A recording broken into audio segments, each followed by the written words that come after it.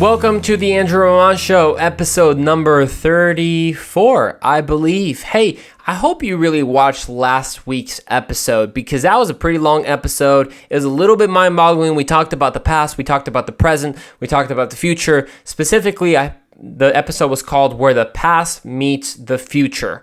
And yeah, it wasn't like Back to the Future or anything like that.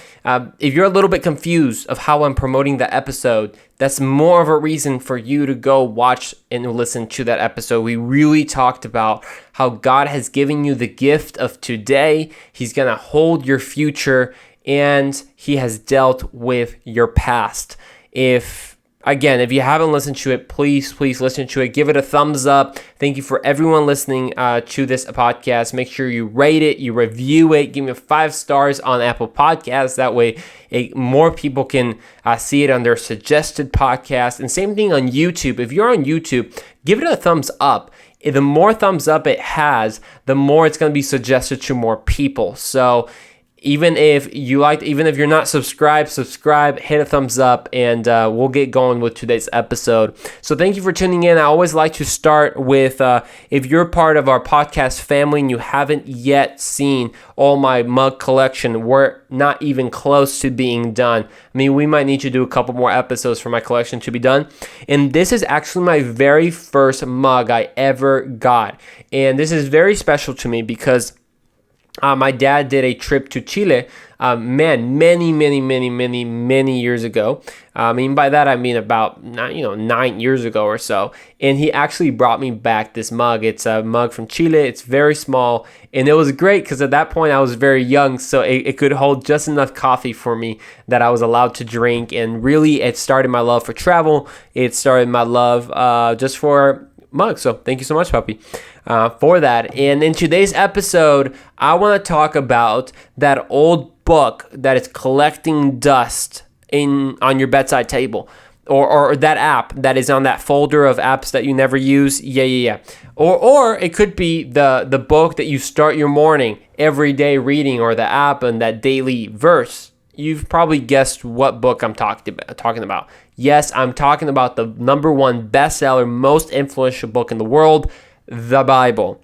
I mean, if you didn't know, it is the bestseller. It is the most influential book, and it is the most prohibited book and illegal book in I think over 20-something countries or something. I always saw that T-shirt that says this book is illegal in X amount of countries, which is absolutely crazy. I mean, talk about one other book that is illegal in that many countries.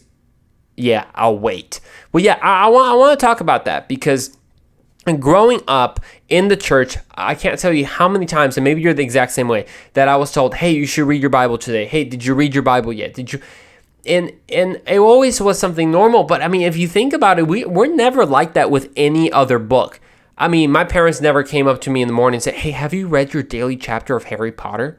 Have you read your daily chapter of Pride and Prejudice? Have you read it yet? Have you read how Elizabeth Bennet actually likes Mr. Darcy? If you haven't read that, come on, y'all. Stick with it. I'm still in the middle of reading it. Actually, a quick hack in reading books. I put some Spotify headphones, some headphones, and I listen to Spotify on it. And when I'm reading Pride and Prejudice, yes, I am reading Pride and Prejudice. I'm the most manliest man you'll ever meet, but I still like Pride and Prejudice. And I will put English Baroque music, and it'll be like Mozart or something like dun dun dun dun dun dun dun dun. Elizabeth Bennet reacts to Mr. Darcy. Oh, I'm quite grieved for the lack of attention that you have displayed on tonight's dinner. However long they play. Yeah, the whole point is your parents have never taught you in every single, have you read a chapter of this book or a chapter of that book? Why then are we told to read the Bible? Like what makes the Bible unlike every other book that we want to read it every day? What makes it different? And I've heard plenty of times people either my age or even older, in all sorts of ages, that will say that the Bible is actually out of date, that the Bible has no say right now, that it's outdated, that it is not really relevant to the 21st century. And in today's episode, we're going to tackle that challenge. We're going to tackle that challenge in two ways. First, we're going to spend the most time in this we're going to tackle the logic behind that assertion that the Bible is out of date or it has become irrelevant. So we're going to tackle the logic behind that. And then finally, we're going to end with some really interesting facts of why we can trust the Bible and why it is not actually irrelevant, but it is quite relevant and has been for thousands of years. So let's start. Anytime someone has doubts, or assert something like the Bible is irrelevant or God doesn't exist or something with quite a lot of confidence, you always want to start by just kindly asking them and probing a little bit more information, because whenever people talk, people always think that whatever they said, they described it in the most perfect way possible and you absolutely understand what they meant. I mean, that happens to me. I talk a lot and I somehow expect people to understand exactly what I meant the first time I say it. So when people say it's irrelevant, well, I don't really know what they mean by irrelevant. So I have to understand a little bit more of what they mean.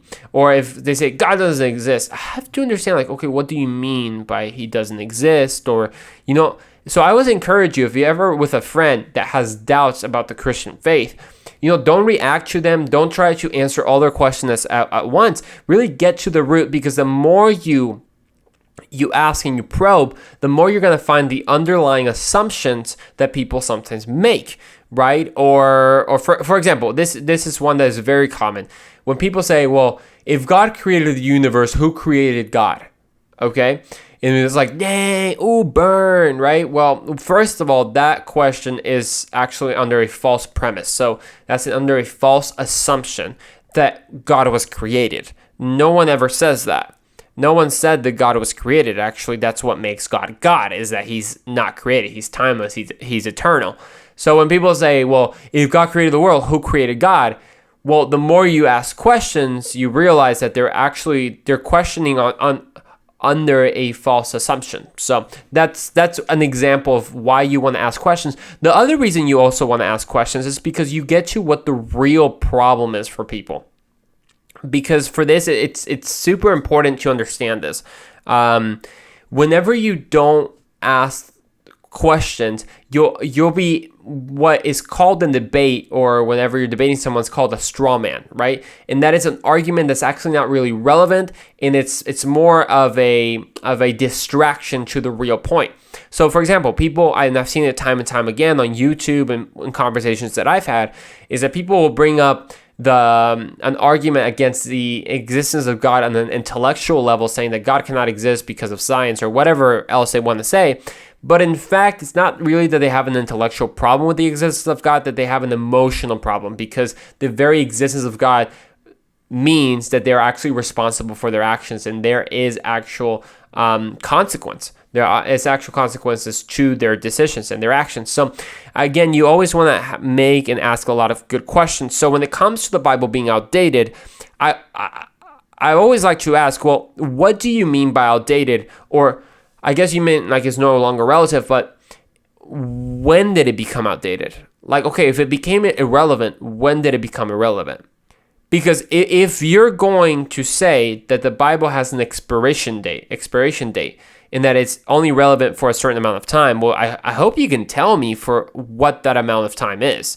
If not, how do you know it's irrelevant? Like, at what time did it become irrelevant? In 2000, 2010, the 1950s, 1800s, 1300s? Like, you got to tell me when it became irrelevant and what caused it to become irrelevant. So, again, people will say, oh, the Bible's outdated. Well, question that a little bit. We really live right now in a society where we're not pressing on people. And sadly, everyone has a voice because of social media. And I'll talk to this a little bit I'll talk more about this a little bit as we continue in this episode. But you really want to press people very gently, very respectfully. It's not like a aha moment or a gotcha moment, but you really want to ask, okay, so if the Bible's outdated, when did it become outdated? And another question is, okay, well, the Bible is a collection of books. A Bible just means the Holy Bible. Bible comes from the word biblios, which comes from the word like library or biblioteca, right? So it's just a holy library of books. You have the book of Moses, the book of some translations have it like the first 4 books of Moses, but Genesis, the book of Exodus, the book of Genesis, the book of Leviticus, the book of Nehemiah. These are all collections of books that were brought together. We can have a whole episode of like how and how are they canonized, and that is how did we get the Bible that we have today, right? That's a whole nother episode. But the point is, when people say the Bible is irrelevant, well, you have to understand first, is taken into account that the Bible is a collection of many books of all sorts of genres. You have history, you have poetry, you have historical narratives, you have prophecy. So now the following question is, which one of those is outdated? Are all of them outdated, or are certain books of them outdated? Again, a lot of people will just claim and spout something out, but if you start pressing on them, you'll realize that it has no validity. So you can ask, well, which of the books? Is it the book of Job that's outdated? Is it the Gospels that are outdated? For example, I think, before I get to the example, I think that we always learn so much from historical stories. We always learn so much from ancient poetry. So why is the Bible an exception to that? Like, why is the Bible irrelevant, but some ancient poetry of Buddhism is not irrelevant? Like, why is that? Have you read the book of Proverbs, dude? That is extremely relevant. I have saved my butt several times because it's a slow answer. You can probably finish the proverb. So the example that I was going to give is the 10 Commandments, for example. People say, those are outdated, they're irrelevant. Well, if so, please tell me when they became old and when they expired, because Jesus used the power of the old law, that Deuteronomy. For example, did the Old Testament truths become outdated 800 years or in 1,000 years? Because they were written right around over 700 years before Christ. But Jesus, when he's tempted by the devil in Matthew chapter 4, he quotes Deuteronomy chapter 8, verse 3, that says that man does not live by bread alone, but man lives by every word that comes from the mouth of God. So was Jesus quoting an irrelevant passage? Or was it still relevant then and somehow expired right after Jesus died? Like, you just have to explain that to me. And I hope this episode's so far useful to you, because we really have to get to the point where we learn to ask questions. Because people, especially, you don't have to be an atheist, but just someone who has doubts. And some people will be very confident, as if they have the aha moment. The Bible's irrelevant. What are you going to say? Well, ask questions. When did it become irrelevant? Here's another question. Do truths have a certain time limit? Do they have a certain time lifespan whenever they become irrelevant? And I'm talking about moral truths. I'm talking about truth claims here. So do they last for a certain 50, 100 years? And really, there's a Neil DeGrasse Tyson, which is a great thinker of our time. He said this, we're living in a time where you can know enough about a subject to think you're right, but not enough about a subject to know you're wrong. Gosh, I'm going to say that again. You can know enough about a subject to think you're right, but not enough about a subject to know you're wrong. And this happens all the time. We live in an age of Twitter, right? There's only certain characters you can fit it in, and I'm only going to read that. I'm only going to read the headlines. I'm only going to read this. I'm not going to read the full thing. I'm not going to study, and somehow I know I'm right. Well, this is why we got to press. We got to press some people. So let's return to the question. If objective truths expire at some point, what's going to happen with all the moral causes that people are promoting today, like abortion or LGBTQ plus or LGBTQA plus rights and all these weird things that now our culture's promoting? Is it just a phase? Is it just, you really gotta explain to me why the Bible ran out and became outdated in certain thousands of years. And does that mean that everything that our culture stands for now, like killing a baby, or they would say killing a fetus, and even if that was true, what if someone 100 years ago said that was irrelevant and outdated? Would it make it irrelevant or outdated? Or is that somehow transcends time? Again, you have to think about, 50, 100, 150 years. What if someone says that the supposed truth that a man can become a woman or a woman can become a man is actually irrelevant and is no longer true in 100 years from now? Will that actually make the experience and the supposed truth of a transgender man who's actually a biological woman, will he be living a lie? Will she be living a lie if 100 years from now someone says that you can't become a man and you can't become a woman? I hope you're tracking with me, because this is extremely important for us to understand and just start very peacefully, very gently, just start dismantling these claims that people make. All you have to do is to ask questions. So again, I'm talking about truth claims. I'm talking about moral claims. I mean, read the book of Proverbs that we talked about. Please tell me one of those that are outdated.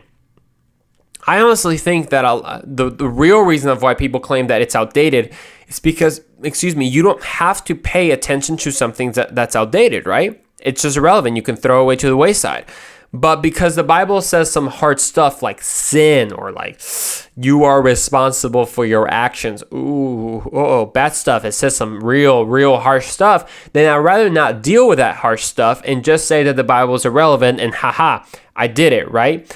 And sadly, even what people try to saying, okay, well, the Bible became irrelevant maybe in the Enlightenment years or the science or the age of science or whatever. That's actually not even it. Because one, we might have become more enlightened per se in how science works and how technology works, of course, but we haven't really become more enlightened on how morality works, how religion works, and how philosophy works. I mean, there's this old saying that when the scientists finally climb the mountain of life and the mountain of knowledge, they will find the theologians sitting there for ages, because the theologians and the philosophers have been at it for a very long time. In talking about things that science cannot fully explain. Science can explain the how, it can explain the what, but it can never explain the why. It cannot explain morality. No matter what the people tell you, science cannot determine ultimate morality. Again, we can talk more about that in a later episode. But, a good example of that is what Martin Luther King Jr. said, right? Right now, in our scientific age, our scientific power has outrun our spiritual power. We have guided missiles and misguided men. That nails it in the head. I'll read it again. He says, quote, "Our scientific power has outrun our spiritual power. We have guided missiles and misguided men." So even if you think you claim that the Bible has become outdated in the age of science or enlightenment, you also have to think about that the Enlightenment was a lot bigger than just the age of reason, of the age of Rousseau or the age of other people, and later followed by Sartre and Bertrand Russell and everyone's in the 1900s. The Enlightenment was way bigger than that, and by the way, Christians had a lot to do with that. So again, is the Bible outdated? I don't see it. I honestly don't see the validity of the logic. So let's tackle now the second part, which was we've tackled the logic that it really completely falls apart. It cannot stand the logic that the Bible is outdated. Again, you have to prove to me somehow it's outdated. You have to answer the questions. When did it become outdated? Why did it become outdated? And then we're going to look at now the facts. These are really cool facts you've maybe never thought about. But one of the reasons that people think the Bible is outdated is because there's a false belief that the Bible is actually not reliable. It's just this old book that was compiled in different times, and maybe it's corrupted or it's just not accurate anymore. It's just old with old laws, and I mean it's been translated so many times, right? It has to be inaccurate. So I'm going to give you a very brief summary with very rememberable, that's not really how you say it, but facts that are easy to remember, because I could really dedicate a lot of episodes as I'm actually studying this right now, preparing for this episode, but I could dedicate a lot of episodes to the historicity of and the validity of the New Testament in the Bible that we have. But I want to give you some quick facts of why you can be confident that the Bible you have today is accurate and is the same thing that was written years and years and years and years ago. It's the same meaning, the same, whereas, yeah, maybe a period is different or a comma is different. And again, a lot of episodes can be set apart for that topic. But if you attended school, and we'll put it this way, so hopefully you're still with me. If you attended school, I'm sure you've heard of books like the Iliad or Homer's Odyssey, right? These stories that were written years and years and years ago, we consider them to be quite accurate. That's why we have them in school, right? If we didn't believe that the Odyssey or the Iliad were actually accurate to the original writings, then why would we be having them in school?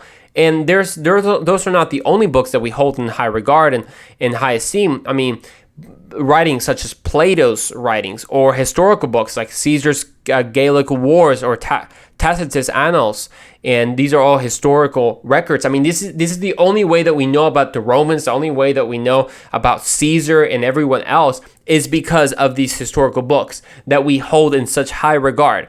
Well, I don't know if you ever knew this, but we consider these to be accurate, but the interesting fact is that we don't actually have any of the original documents. That's awkward. I don't know if you knew that, but so for all these, I mean, Josephus and other historians and Plato's writings and Aristotle's writings, we don't have any of the original documents. So in this line of scholarship, the documents are called manuscripts. Manuscripts comes from the manuscript, literally means handwritten. Manu, like una mano, right, in Spanish. This is why learning Spanish is so cool. So manuscripts, we don't have the original manuscripts. We have copies of the manuscripts. And the way copies work is that the more copies you have, the more you can cross-reference between the copies and then find out what the original said, right? I mean, if you have one, and I think I've said this before, if you have one big sentence and with 3 words, one copy has 1 word, one copy has word number 2, one copy has 1 and 2, one copy has 3, and if you put them all together, you're able to make up the whole sentence. So the way it goes is that the more copies you have of something, the more accurate it will be, and the more that you can see what the original actually wrote. And by the way, this is the same with the New Testament. We only have copies of the writings. We don't have original writings. So it's really the key to knowing whether or not a copy is accurate is to have multiple copies to cross-reference. I hope that you're with me. So I want to end today's episode reading a couple of the copies that we have of these historical writings and ancient writings that we hold so dear to our school system. I guess I'm not saying to doubt them. I'm saying they're accurate. But you're gonna see my point. So Homer's Iliad, for example, has a total of right around 1,900 copies. Okay, that's how. So we cross-reference all those copies and we put them together and we know what the Iliad is talking about. Well, let's see. We talked about Plato's writing. So Plato actually only has. You ready for this? 238. That's a lot less than the Iliad. 238 to cross-reference and know what Plato is. And we hold Plato in very high regard, as we should. He was a great thinker of history. Well, let's see. Tacitus Annals. He has 36. Only 36 copies. Oh, gosh. Let's see something else. Caesar's Gallic Wars has 251. So these might sound like a lot, or these might not sound like a lot, right? These are all the copies, and we put all these copies together to actually determine what the original says. Well, let's turn over, and by the way, right now I'm using the book that I had previously in some episodes of what I've learned from these 10 books. Check it out, it's Evidence That Demands a Verdict. I want to read to you how many copies we have of the New Testament. Oh, you're going to die. You're going to absolutely die. Okay, so we have Plato has like 200 something. Iliad has 1900. That's a lot. Well, the New Testament in the original language, which was Greek, are you ready for this? Has over 5,856. That's 5,000. I repeat, 856 copies. So if we're pretty trustworthy of the Iliad and Plato's and Aristotle's and Caesar's Gallic Wars, And we only have 38 of them, 200 of them, 1900 of them. In the New Testament, we have over 5,000 of them in the original language. But then we also have copies that were translated to Armenian, Coptic, Gothic, Ethiopian. We have Latin or Syriac or Georgian or Slavic. If you combine all those, we have a total of 23,986 as of 2017. But every year they're discovering new ones. So I hope you got this. We trust, and I'm not saying we shouldn't trust them. I'm saying we should. We trust the Iliad, we trust the Odyssey, we trust all these books from history that we barely have any copies of in comparison. But then when talking about the New Testament, with over 23,000 manuscripts, 23,000 copies that we can cross-reference to find out the original, and we doubt it? And we say it's no longer relevant? We say that it's not reliable? We say that it's not accurate? That is not valid? That sounds like bias to me. That sounds like you don't want to accept the reality that the New Testament is one of the most verifiable. You know what? I'm gonna end this episode with the influential biblical scholar F.F. Bruce writes this, that there is no body of ancient literature in the world which enjoys such a wealth of good textual attestation as the New Testament. I'm going to read that again. There is no body of ancient literature in the world which enjoys such a wealth of good textual attestation as the New Testament. So next time someone tells you that it's irrelevant, ask him when it became irrelevant. When I tell you it expired, ask him when did it expire. Does truth just expire? Ask him about that. And if they say it's no longer trustworthy, that it's been corrupted, that we don't have enough to go by to really know what the original said, say that to 23,986 copies. We'll see you on the next episode of The Andrew Ramon Show.